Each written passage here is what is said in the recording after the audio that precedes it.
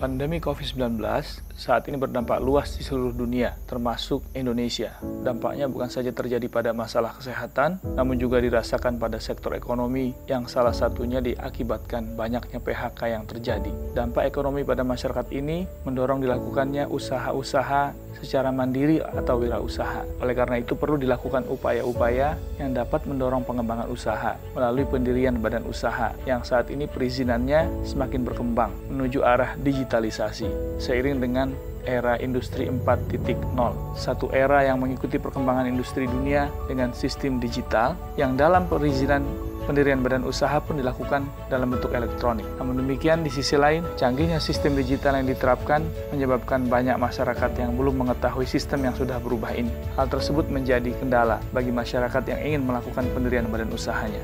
Permasalahan mengenai pendirian badan usaha yang dijumpai di masyarakat adalah kurangnya pengetahuan mengenai satu, pengenalan bentuk badan usaha yang akan dipilih.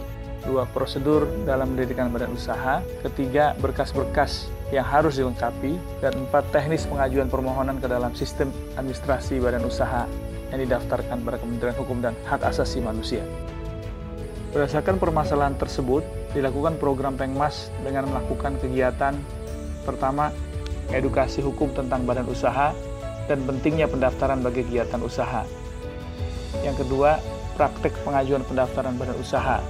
Edukasi hukum tentang badan usaha antara lain dikenal bentuk-bentuk usaha perorangan. Yang kedua, bentuk usaha persekutuan perdata. Yang ketiga, bentuk usaha dengan firma. Dan yang keempat, bentuk usaha dengan perseroan komanditer. Keempat, bentuk usaha tadi adalah bentuk usaha yang berbentuk bukan badan hukum. Sedangkan bentuk usaha yang berbadan hukum dikenal dengan perseroan terbatas, koperasi, yayasan. Karakteristik dari bentuk usaha yang berbadan hukum, pertama, memiliki kekayaan sendiri. PT, yayasan, koperasi memiliki kekayaan sendiri yang dipisahkan, ditentukan secara tegas dalam anggaran dasar. Kemudian anggaran dasarnya disahkan oleh menteri. Lalu dalam kewenangan bertindaknya diwakili oleh pengurus dari organ PT, yayasan, dan koperasi tersebut. Perbedaan bentuk badan usaha yang berbadan hukum dengan yang tidak berbadan hukum dapat dilihat dari segi tanggung jawabnya. Jika bentuk usaha yang berbadan hukum begitu disahkan oleh Kementerian Hukum dan HAM, maka tanggung jawabnya berada di badan hukum sebagai subjek hukum. Sedangkan yang tidak berbadan hukum, tanggung jawabnya masih dalam pihak yang membuat perjanjian sampai dengan harta pribadinya. Bagi badan usaha yang berbadan hukum, terdaftar sebagai badan hukum mempunyai akta otentik pada pendirian dan anggaran dasarnya sehingga kepastian hukum lebih terjamin. Ketika terjadi satu permasalahan hukum, tuntutan ganti kerugian yang terjadi hanya sebatas harta kekayaan badan usaha itu sendiri dan tidak masuk kepada harta pribadi pemiliknya. Kemudian badan usaha badan hukum dapat bertindak, menggugat dan digugat. Sedangkan badan usaha tidak berbadan hukum, proses pendiriannya, perizinan dan pengurusan lebih mudah. Untuk pendirian badan usaha berbentuk usaha perorangan tidak memerlukan formalitas apapun. Tetapi ketika usaha tadi meningkat menjadi besar atau ingin bekerja sama dengan instansi-instansi pemerintah atau instansi lainnya, maka biasanya dimintakan akte pendiriannya. Oleh karena itu, usaha perorangan pun disarankan untuk dibuat dalam bentuk akte notaris. Badan usaha yang tidak berbadan hukum, apakah itu berbentuk persekutuan perdata, firma, atau perseroan komanditer, semuanya harus didirikan minimal oleh 2 orang atau lebih. Pada saat ini, proses pendiriannya melalui kantor notaris. Jadi para pendiri hadir di kantor notaris, di hadapan notaris dengan membawa kelengkapan identitas diri.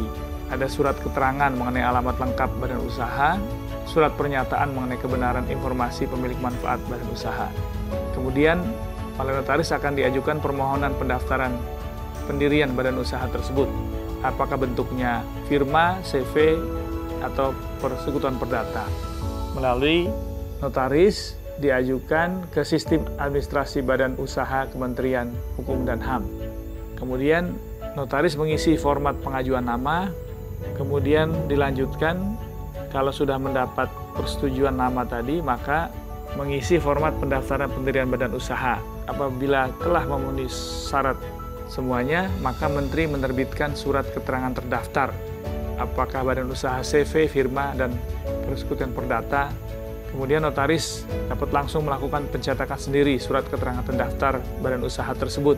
Surat keterangan terdaftar wajib ditandatangani dan dibawahi cap jabatan oleh notaris, serta memuat frasa yang menyatakan surat keterangan terdaftar dicetak dari sistem administrasi badan usaha.